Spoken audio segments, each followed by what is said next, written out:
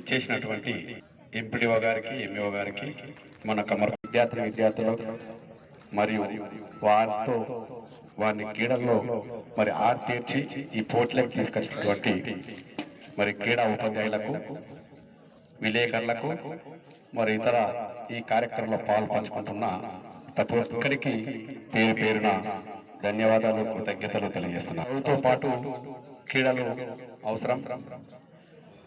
పిల్లలు ఈ ప్రైమరీ అంటే హై స్కూల్ లెవెల్లో ఎదిగే దశ కాబట్టి చదువుతో పాటు క్రీడల్లో పాల్గొన్నట్టయితే వాళ్ళ శారీరక ఎదుగుదలకు మరి ఈ క్రీడలు ఆడడం వల్ల మరి వాళ్ళ యొక్క శరీర దారుఢ్యంతో పాటు మానసికంగా కూడా వాళ్ళు ఎంతో ముందుకుంటారని చెప్పి విద్యతో పాటు క్రీడలను కూడా ఒక భాగం చేయడం జరిగింది.